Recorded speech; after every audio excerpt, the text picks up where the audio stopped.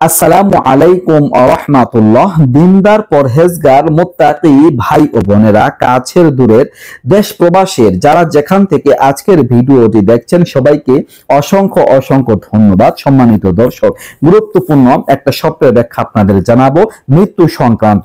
এ নিয়ে আগেও ভিডিও দেওয়া আছে, নতুন আরো কিছু বিষয় আজকে আপনাদের জানাবো। ধৈর্য সহকারে আমার সাথেই থাকবেন, শেষ পর্যন্ত ভিডিওটা দেখবেন।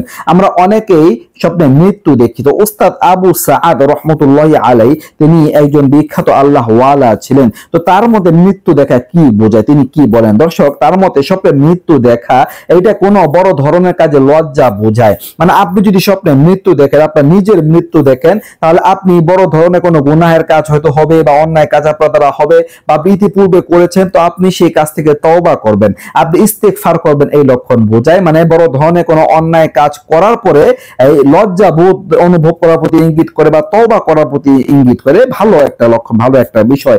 যদি আপনারা অন্য কাউকে মৃত্যুবরণ করতে দেখেন, অন্য কারো মৃত্যু দেখেন, এইরকম স্বপ্ন যদি দেখেন, তাহলে যাকে আপনি দেখবেন সে হয়তো তওবা করবে, ইস্তিগফার করবে। কোনো বড় ধরনের অন্যায়ের পরে সে তওবা করবে, ইস্তিগফার করবে। দর্শক, উস্তাদ আবু সাআদ রাহমাতুল্লাহি আলাইহির মতে যদি কোনো ব্যক্তি দেখেন যে তিনি মারা গেছেন, এরপরে আবার জীবিত হয়েছেন, এইরকম স্বপ্ন যদি দেখেন, তাহলে সে কোনো বড় ধরনের পাপ করবে, এরপরে আবার তওবা করবে, এই লক্ষণ বোঝায়। তো দর্শক, এইরকম স্বপ্ন যদি আপনারা দেখেন যে আপনি স্বপ্নে নিজেকে মরে যেতে দেখলেন, মৃত্যু দেখলেন, এবার আবার জীবিত হলেন, তো আপনার সাবধান থাকতে হবে, সতর্ক থাকতে হবে, যেন নতুন করে কোনো অন্যায় কাজ, কোনো গুনাহের কাজ আপনার দ্বারা না হয়। আর যদি ইতিপূর্বে কোনো অন্যায় কাজ, কোনো গুনাহের কাজ আপনার দ্বারা হয়ে থাকে, তাহলে আপনি সাথে সাথে তওবা করুন, ইস্তেগফার করুন। এই স্বপ্ন আপনাকে তওবা করার প্রতি ইঙ্গিত করছে। আলহামদুলিল্লাহ, খুবই ভালো একটা বিষয়।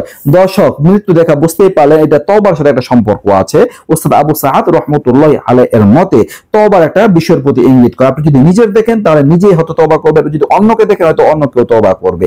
তো আপনি এরকম স্বপ্ন দেখার পরে কাজ হবে যে আপনি কোনো চিন্তা ভাবনা না করে আল্লাহ তাআলা কুদরতি কদমে পড়ে যাবেন, তওবা করবেন, ইনশাআল্লাহ আল্লাহ তাআলা আপনার তওবা কবুল করবে। দর্শক, এই ছিল গুরুত্বপূর্ণ স্বপ্নের ব্যাখ্যা নিয়ে আলোচনা। আশা করি বুঝতে পারছেন। নিত্য নতুন আরো ভিডিও পেতে পাশে থাকলে এই পর্যন্তই।